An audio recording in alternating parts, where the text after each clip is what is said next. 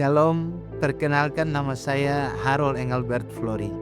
Dan puji Tuhan saat ini Tuhan mempercayakan saya bekerja sebagai seorang tenaga pengajar di salah satu sekolah menengah atas di Provinsi Sulawesi Utara.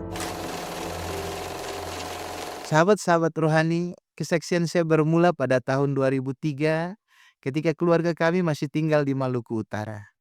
Ketika itu ekonomi keluarga saya mengalami depresiasi yang luar biasa dan akhirnya bisnis keluarga kami harus bangkrut. Pada saat itu kami keluarga begitu terpukul, terutama ayah dan ibu saya. Dan dalam keadaan yang seperti itu, tiba-tiba ada orang yang mengajak ayah dan ibu saya untuk pindah ke Manado. Dan pada akhirnya ayah saya menerima tawaran mereka dan memutuskan untuk pindah ke Manado pada akhir tahun 2003. Namun perlu sahabat-sahabat rohani ketahui bahwa pada waktu itu sebenarnya saya tidak setuju untuk ikut pindah ke Manado. Jadi akhirnya saya tinggal sendirian di Halmahera, Maluku Utara, sementara ayah, ibu, dan adik-adik saya mereka berangkat untuk pindah ke Manado. Selama kurang lebih setahun saya tinggal di Halmahera seorang diri dan tanpa kabar dari keluarga yang ada di Manado, karena pada waktu itu memang alat telekomunikasi masih belum sebaik saat ini dan masih mahal, jadi saya tidak punya.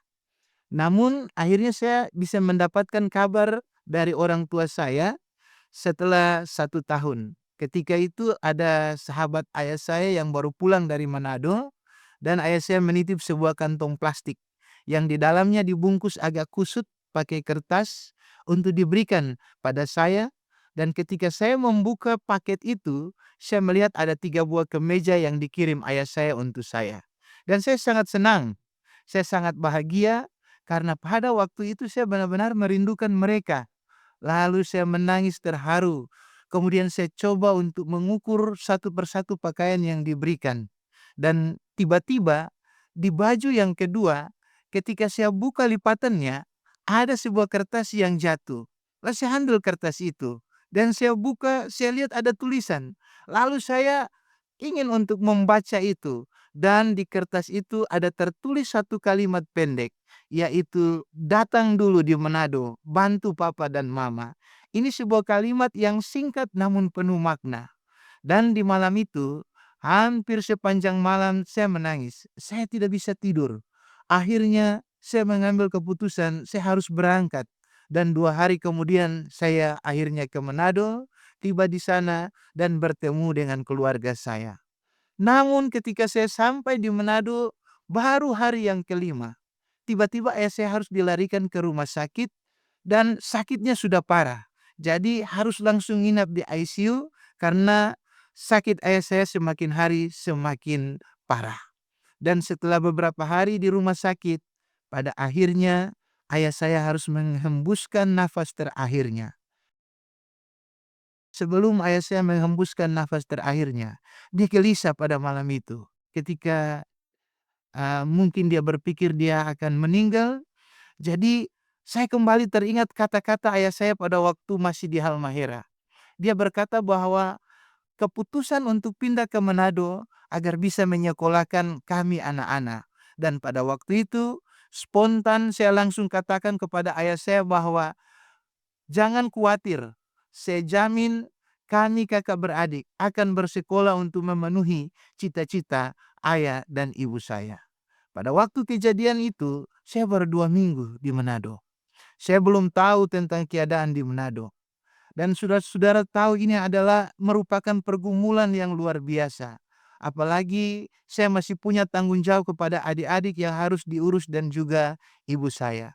Saya sedih sekali. Kenapa? Karena adik saya yang bungsu pada waktu itu ketika ayah saya meninggal baru berumur 9 tahun. Saya merasa dunia ini gelap karena pergumulan. Saya merasa hidup ini semakin tidak adil kepada saya. Dan saat itu saya baru menyadari kata orang bahwa kehilangan ibu itu kehilangan kasih sayang. Sementara kehilangan ayah itu kehilangan kehormatan dan kehilangan masa depan. Saya merasakan itu.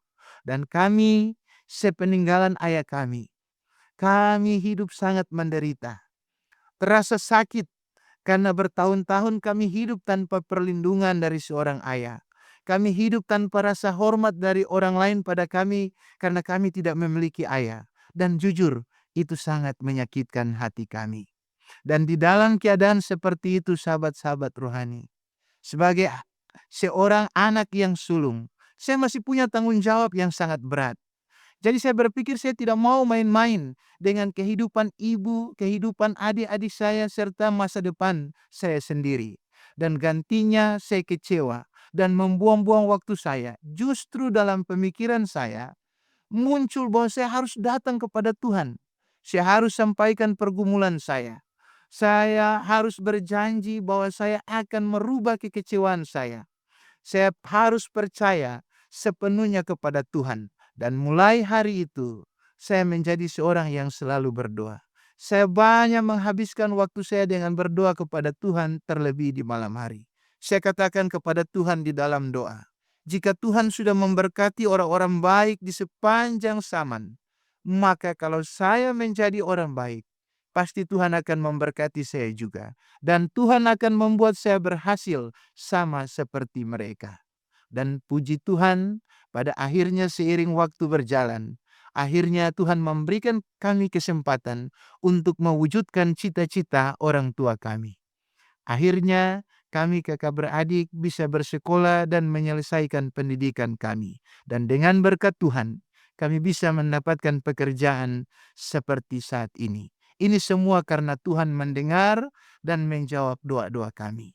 Dan kalau bukan karena Tuhan, hari ini mungkin cerita hidup kami belum seperti ini.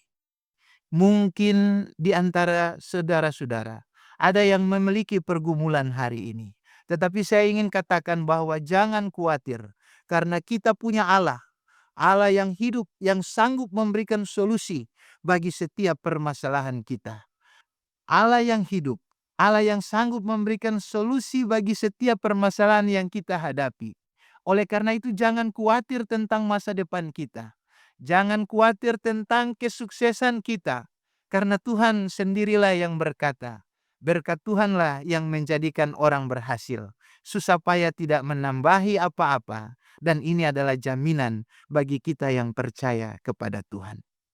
Dan saat ini, saya rindu membagikan satu ayat Alkitab untuk kita dengarkan bersama. Yaitu terdapat dalam kitab Mazmur pasal 46 ayatnya yang kedua. Berbunyi, Allah itu bagi kita tempat perlindungan dan kekuatan. Sebagai penolong dalam kesesakan sangat terbukti. Allah kita adalah benteng yang tidak akan pernah retak untuk melindungi kita dari gejolak kehidupan. Tuhan kita tidak akan goyah, bahkan ketika dunia kita goyah. Mari selalu bersandar kepada Tuhan. Terima kasih, Tuhan memberkati.